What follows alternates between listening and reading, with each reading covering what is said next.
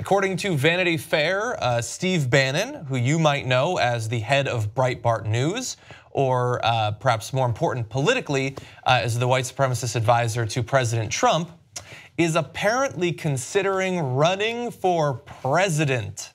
And I know what you're thinking. You look at that picture and there ain't no way he's gonna last long enough to do that, but he's got some kind of cyborg circuitry in his system. Like Dick Cheney, he might actually live long enough. But that is the reporting. And so let's break down some of these quotes, because there's not just that news. There's also quotes about Donald Trump that are fascinating.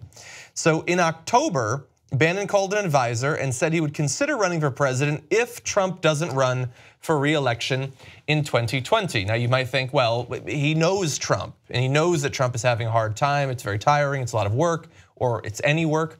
And so maybe he thinks he just won't want to run again. But he also said in private conversations since leaving the White House that Trump only has a 30% chance of serving out his term, whether he's impeached or removed by the cabinet invoking the 25th Amendment.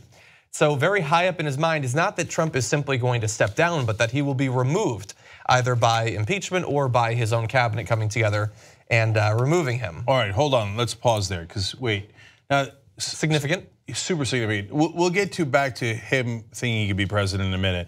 But Bannon now talking about the 25th Amendment. Is it like it's super interesting to me that the first person who mentions Alzheimer's is Roger Stone. Now, there's a small movement for the 25th Amendment. Bless their hearts, Jamie Raskin's doing a wonderful job on that. He's a congressman from Maryland, one of the most progressive guys in Congress. You check him out, right? But Bannon now talking about the 25th Amendment. Where is he going with this? Well, actually, he's got more quotes there, and it makes you wonder, either A, what does Bannon know about Trump that we don't know? Yeah. Or B, what are they setting up here? Is it an escape hatch? Yeah, but at the same time, you do have to bear in mind that I cannot think of one single reason to believe a word that Bannon has ever said or will ever say.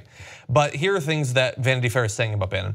Bannon apparently remarked on the toll the office has taken on Trump, telling advisors his former boss has lost a step. He's like an 11-year-old child, Bannon joked to a friend in November. I mean, that's a different age that I would put on him as a metaphorical child, but it's still very childlike. So look, lost a step, which, I mean, you could say that about an athlete, maybe, and then have it be physical. But if you're talking about a senior citizen losing a step, I don't think you mean physically. I think you mean mentally. Of course he means mentally. Yeah. He says he's now the mental equivalent of an 11-year-old. I think he just means that like he's filled with like glee for the world. Okay, so guys, no. But it sounds like a fun, kooky story from Steve Bannon. But here's a guy who still talks to the president frequently. He was his chief strategist, both on the campaign and in the White House. There's a reason why he's putting out statements. And it's not like he's not media savvy. He runs a media organization and prides himself on being media savvy. He's talking to people about how the president has lost a step, is like an 11-year-old, and they might use the 25th Amendment on him. Largely people are talking about impeachment. He brings in 25th Amendment. Yeah. So I'm telling you, there's only two reasons why that's possible. One, Trump has lost his mind, and everyone, even Steve Bannon, knows it, okay? Although I see him, and he looks just as stupid today as he did a year ago and 2 years before that. You're saying Donald Trump. Donald Trump, right? Yeah. And Steve Bannon is not stupid. Steve Bannon's got a lot of problems, but stupidity isn't one of them. He's doing this as strategy for whatever reason. Yeah. Or the second reason is he knows, Trump knows they're gonna get him. They're in his bank account. If you're in his bank account at Deutsche Bank, you're gonna get him. If Mueller gets him, then they have to have an escape hatch. The escape hatch is,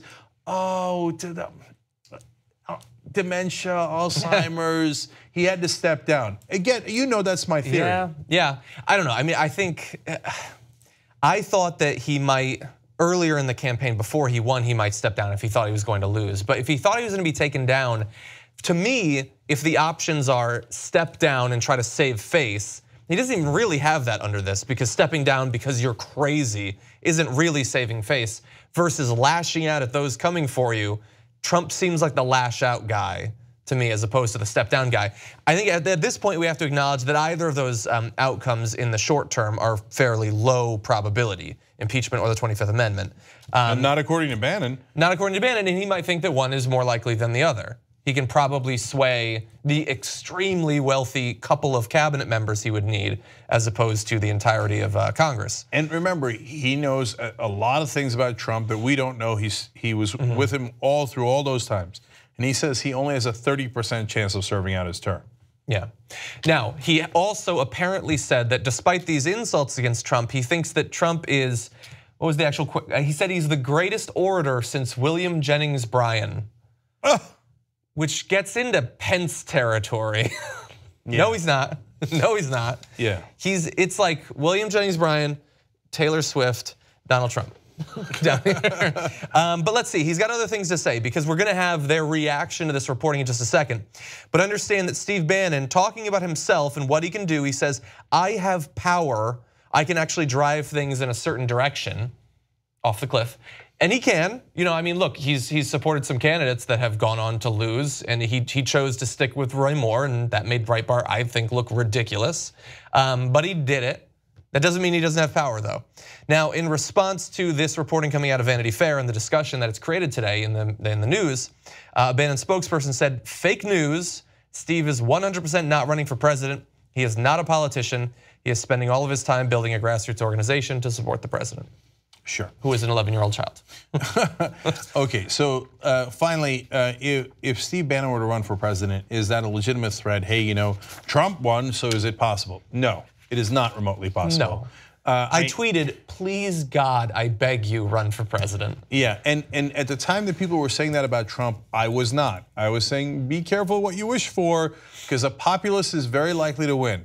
But a populist that was a TV star, reality star for decades, and that is known by almost every American, is one thing. This guy who is outwardly racist in a lot of the things that he says, that is not well liked, that yes, among his alt-right followers, he might be Papa Smurf. But to the rest of the country, I can't believe I'm going to finish this analogy, he's Gargamel. Okay. Wow. Dick Cheney. I vaguely get that reference. Okay. Just a little. Dick Cheney, I don't have it in front of me, but I think his popularity once dipped to 9%. So the evil guy behind the guy, the Sith Lord, the Snoke, is not going to win elections. He might get to power in other routes, as Steve Bannon did. Yeah. That's why I'm not deriding his intelligence. But if you think Snoke can win an election, now I'm on to Star Wars. Anyway, if you think like monstrous people who come out and go, yes, I hate the other side. Was that Gargamel? This was just one of the segments that we did on today's show. The full 2-hour show is online for members at tytnetwork.com/join.